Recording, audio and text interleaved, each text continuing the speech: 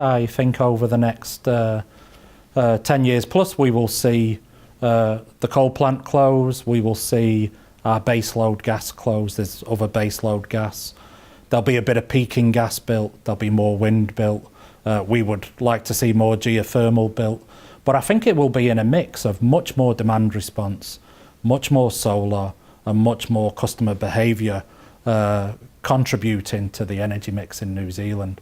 But it's entirely possible that you're not going to see a 300-400 megawatt power station again in New Zealand. Contact has a very clear view that the future involves distributed generation, such as solar power. Can you describe that vision of the future for us, please? Well, I think there's a couple of things, Rod. One is the future of energy, in our view, is going to be much more distributed. Technology, whether it's the cost of batteries, the cost of solar, the use of data and the Internet of Things, is putting control in the hands of the customer. Customers are increasingly wanting that.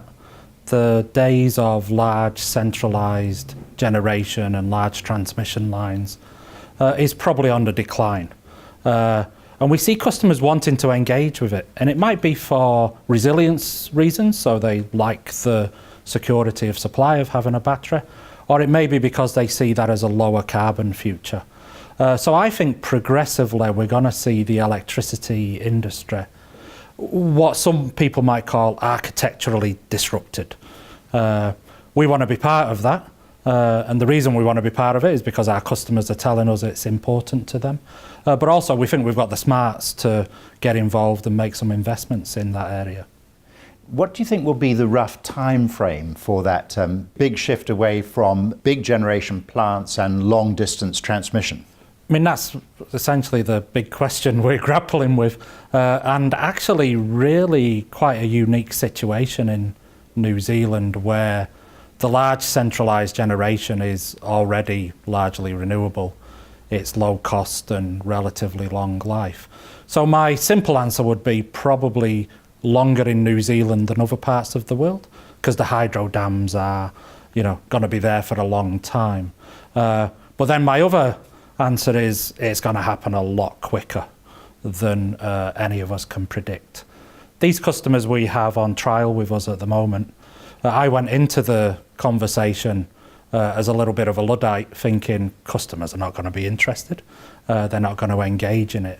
But unbelievably to me, who's been in this industry decades, they're actually saying we really love knowing, we love this control.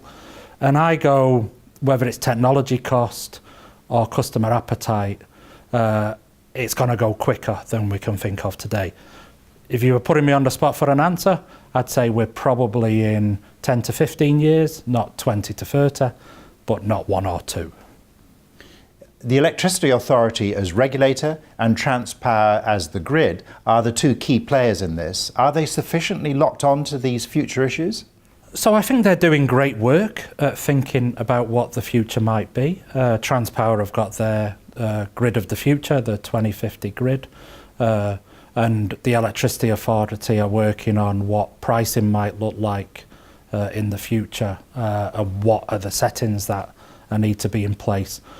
But the regulatory settings that they operate under do not target them to achieve any carbon reduction. So obviously the Electricity Authority are very interested in security of supply, but there's no carbon overlay on that. The Transpower is very interested in security of supply, and its economic regulator is really just looking at a cost without a carbon price assumed in there. So I think there's really good intent and there's really good work, but they're not operating to a target. They're operating to relatively short-term targets, which I think are a little at odds with a longer-term carbon target. On climate issues and the very big transition for the New Zealand economy to a low emissions future, we've clearly had a very big shift with the change of government. Would you now expect this to flow through from an accelerated pace of change for New Zealand? Absolutely. I think we will see an acceleration, which I'm not sure we would have seen under the previous administration.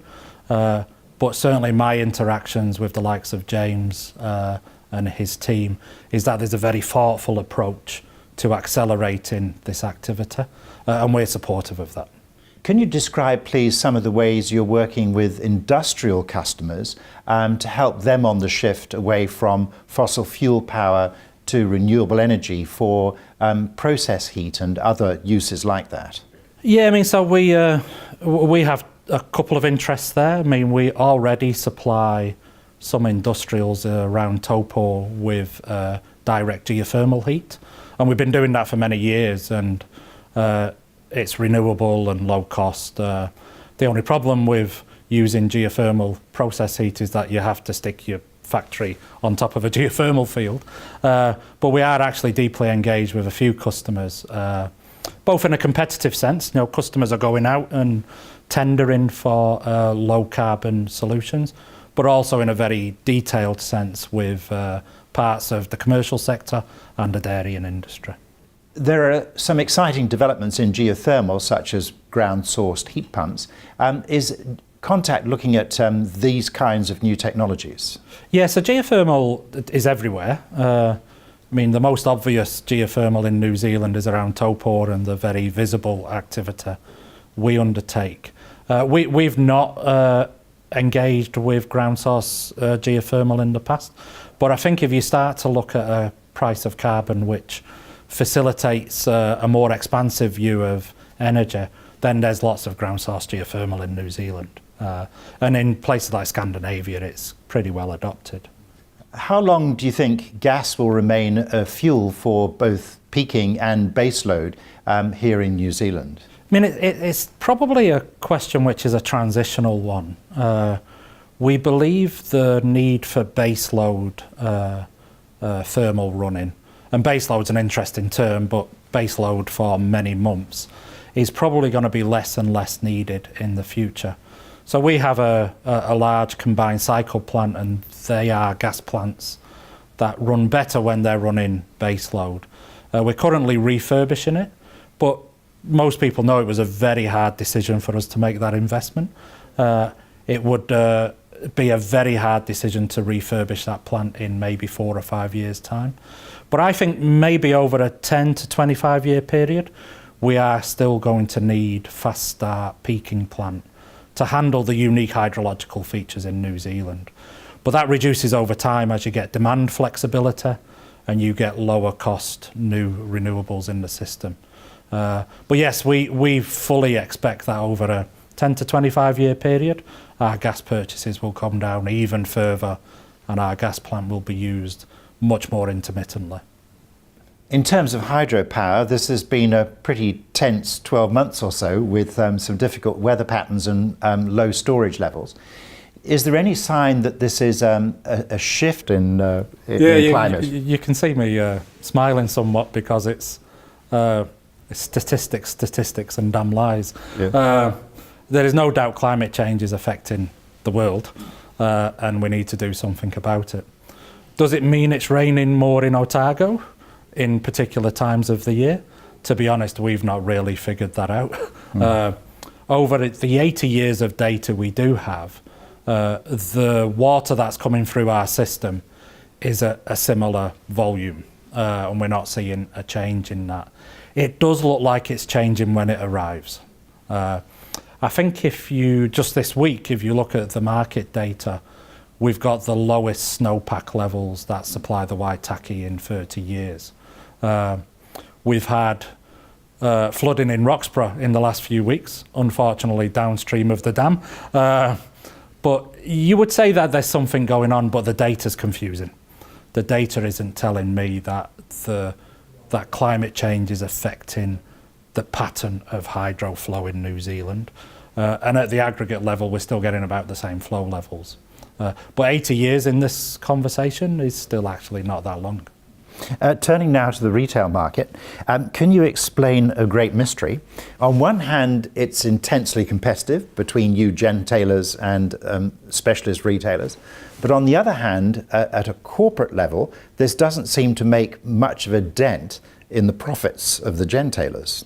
Yeah, I mean, I can talk about Contact in very direct terms. I mean, I've been in this seat 6 and a bit years now, and profits at the highest level, that EBITDA number, although variable, have not shifted much. But what has happened in that 6-year period is that we've seriously taken down the cost of our production of electricity. So we would have improved our cost of goods, our production of electricity, in the order of $200 million over that 6-year period. And at the same time, retail margins have come down by over $100 million. So although the profits at the top line are looking the same, what you're seeing in Contact's numbers, which are very visible, is a reduction in the profits from retailing electricity. But we've been reducing the cost of producing electricity at a faster rate. So we've actually had a little bit of an improvement. Pure retailer, if there was a pure retailer in New Zealand, then the profits would be materially declining over time. The Electricity Authority as regulator is very proud of creating a great deal of churn in the retail market, and indeed probably the highest turnover of customers in the world. But is this plain inefficient for the market? Yeah, I mean, if you dig underneath the numbers a little bit, 2/3 of the churn is actually people moving house. So New Zealanders move on average every 8 years, and that contributes to those figures.